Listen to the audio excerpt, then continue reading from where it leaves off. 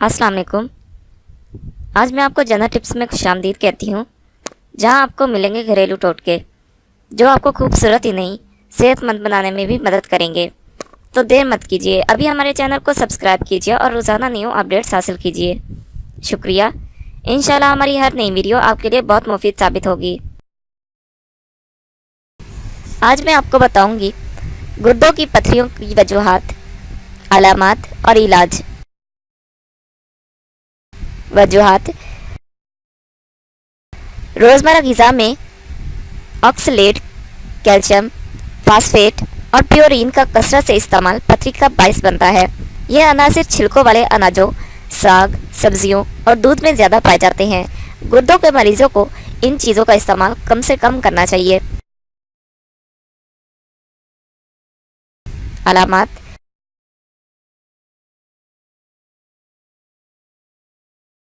गुर्दों में पथरी हो तो गुर्दों और कमर में शदीद दर्द रहता है। दर्द इतना शदीद होता है कि मरीज तड़पने लग जाता है। पेशाब रुक रुक कर जलन के साथ आता है। कभी कभी पेशाब में खून भी आता है। इलाज: नंबर 1, करेला इस्तेमाल करने से गुर्दे और मसाने की पथरी टूट टूट कर पेशाब के साथ बाहर आ जाती है। नंबर 2, चौलाई का साग हर रोज खाने से पथरी पिघल जाती है। नंबर 3, प्याज के रस में चीनी मिलाकर शरबत बना ले, इसे इस्तेमाल करने से पथरी टूट जाती है। नंबर 4, खरबूजा ज़्यादा इस्तेमाल करें। नंबर 5, गाजर, चुकंदर और खीरे का रस 50-50 ग्राम मिलाकर पीना मुफीद है। नंबर 6, मूली के बीज 35 ग्राम आधा किलो पानी में खूब उबालें। जब निस्फ पानी रह जाए, चंद दिन ये पानी पीते रहने से पथरी खा गुर्दों में हो या मसाने में घुलकर बाहर निकल आती है। नंबर 7, चने की दाल रात को पानी में भिगो दें, सुबह दाल में शहद मिलाकर खा लें। नंबर 8, जौ के आटे की रोटी और इसके सत्तू इस्तेमाल करने से पथरी पिघलने लग जाती है।